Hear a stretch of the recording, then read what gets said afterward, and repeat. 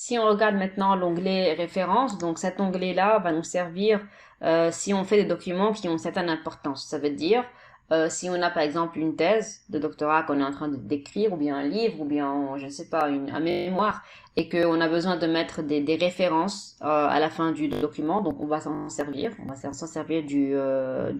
de l'onglet références. Si par exemple on a besoin, par exemple si je regarde ici, ce mot-là est un mot assez compliqué, disons, je donne un exemple, et que j'ai besoin d'expliquer davantage ce mot, donc je peux avoir ici dans référence l'option d'insérer une note de bas de page. Donc je clique ici, je vais avoir un petit numéro qui va apparaître à côté du mot imaginaire, et en bas de page ici je vais avoir un petit espace où je pourrais indiquer ou bien expliquer davantage ce mot-là, ou bien mettre une définition, ou bien mettre un synonyme, ou bien mettre même une citation. Donc on peut vraiment mettre tout ce qu'on a envie de faire.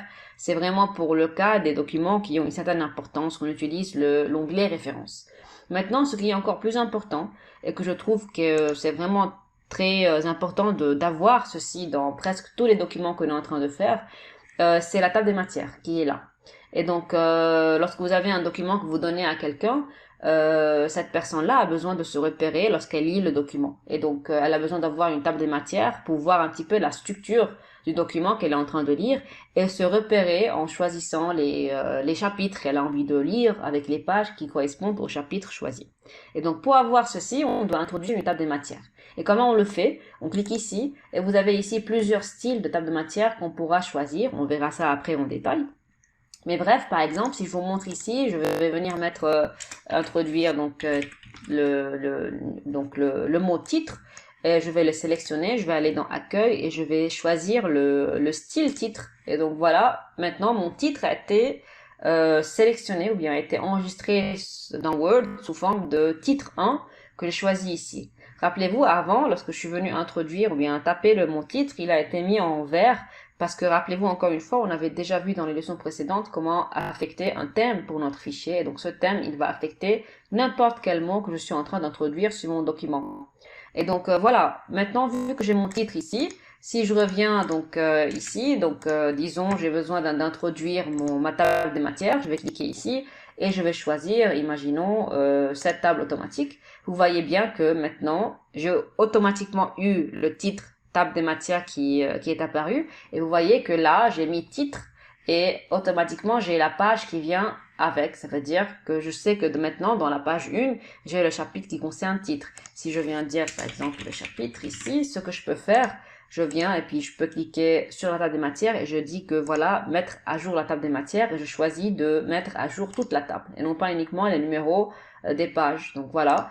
Et vous voyez que maintenant, il y a le titre qui va changer. Évidemment, s'il y a le titre qui a été changé avec la page, on aurait dû voir pas uniquement le titre qui change ici, mais aussi la page. Donc voilà. Voilà, c'est assez important. On verra ces choses-là par la suite. Et c'est vraiment primordial d'avoir pour un document que vous êtes en train de rédiger, qui est quand même, qui comporte un certain nombre de pages qui est important. C'est pas que ce soit une ou deux pages, évidemment. Il faudra quand même avoir toujours une table des matières, c'est mieux pour le lecteur, pour mieux se repérer et pour mieux avoir une idée de la structure du document qu'il ou qu'elle est en train de lire. Donc voilà un peu à quoi va nous servir l'onglet référence. Et maintenant, si on passe à l'onglet publipostage, donc publipostage, pour ceux qui ne savent pas c'est quoi publipostage, par exemple, si vous avez une même lettre que vous avez envie d'envoyer à, disons, 1000 personnes, et que cette lettre-là contient il y a le même contenu là-dedans, sauf que le nom doit changer, le nom de destinataire. Alors c'est grâce au publipostage qu'on pourra faire ça. Par exemple, je peux venir dire ici, donc monsieur, madame, et là, je peux mettre le nom, donc monsieur, madame Dupont, monsieur, madame Chalère, etc. Et je demande à l'ordinateur de faire ça pour moi, de changer le nom pour 1000 ou bien 500 lettres, de sorte à générer par lui-même 500 ou bien 1000 versions qui ont le même contenu. Disons que ça, c'est la lettre qui est là, qui a le même contenu, sauf que le nom et le prénom, bien, même peut-être l'adresse change. Et c'est l'ordinateur qui va faire ça pour moi, qui va générer plusieurs fichiers qui vont avoir le même contenu, sauf que les noms et d'autres options pourront changer selon ce que moi je lui dis de faire. Donc voilà à quoi sert le publipostage et voilà à quoi sert principalement cet onglet-là. C'est principalement pour des lettres, des enveloppes, des étiquettes, etc. Donc voilà pour de quoi il s'agit concernant l'onglet références et l'onglet publipostage.